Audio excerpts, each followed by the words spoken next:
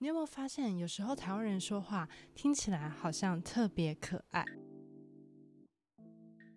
在讨论今天的主题之前，我们先认识撒娇这个词。字典的读音是撒娇，但是很多台湾人念撒娇。撒娇是由动作动词撒还有状态动词娇组成。我们会说人比花娇来形容人很温柔。在古代，撒娇是负面的，是用来形容女性刻意以言语动作来获得利益。但是在现代，撒娇已经不限于性别，而变成一种台湾文化现象了。撒娇可以用几种方式呈现：一、像小孩子的动作，你可以看到这是不限于性别的；二、像小孩子的声音，在这里我们可以想的是比较高的声音。讲一句撒娇话来听听。李脸，妈妈想要抱抱。在台湾我们称为娃娃音。我们都知道自我介绍时我们会说我叫，然后加上自己的名字。我们一起听听看这位叫培培的女生如何介绍自己。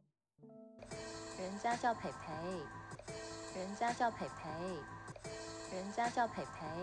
她用了人家代替我，这会给听话的人有一种他想要跟他亲近的感觉。下一个例子，在这里男生希望跟女生要50元，我们一起来看他如何跟女生请求。拜托小猫，拜托嘛，拜托嘛，拜托嘛。当这个男生说了拜托嘛的时候，他加了语助词嘛，在这里代表的是请求还有期待。下一个例子也是一个请求，他在这个句子后面加了附加问句 take question， 好不好？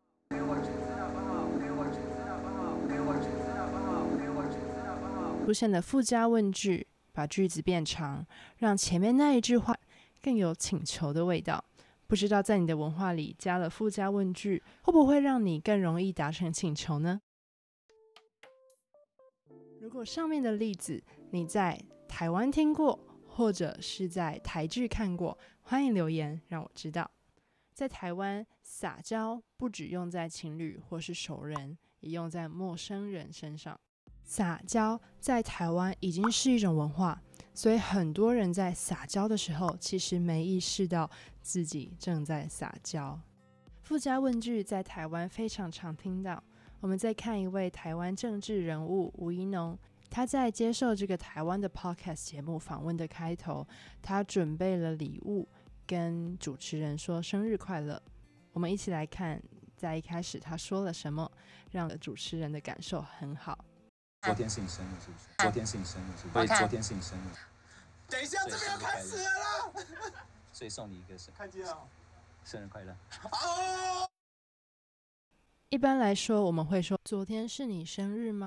但是他多加了是不是，这个就是用附加问句来拉近人与人距离的方式。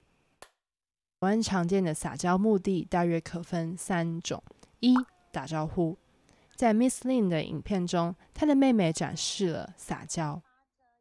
如果你到台湾，你进到一些商店里，你会听到欢迎光临，喜欢都可以挑挑看哦。欢迎光临，喜欢都可以挑挑看哦。欢迎光临，喜欢都可以挑挑看哦。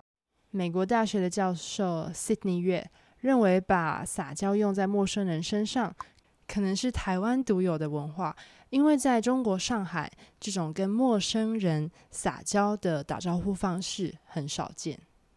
如果你想提出要求，你发现你在这个情境之中是比较弱势的，你可能就会用撒娇来达到你要的目的。就像这个影片中，男生希望跟女生要50元，他就用小孩子般的声音加上语助词嘛来提出要求。3、道歉。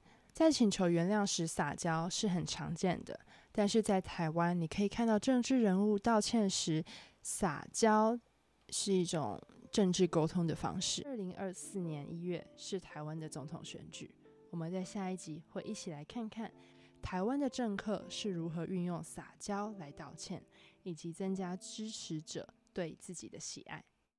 在这集我们看到台湾华语的撒娇特征，但是撒娇要用在喜欢你的人才有效，也就是说，如果你对原本就不喜欢你的人撒娇是没有用的。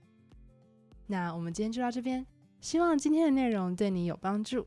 这集是 Video Podcast， 如果你喜欢这集的内容，欢迎订阅我的 YouTube、Apple Podcast、Google Podcast、SoundOn， 你也可以在 Spotify 看到这集的影片。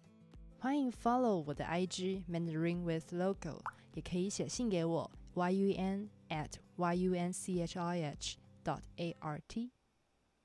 哦，对了，你也可以在我的网站里看到这集的逐字稿、重点单字还有学习单。我们下次见，拜拜。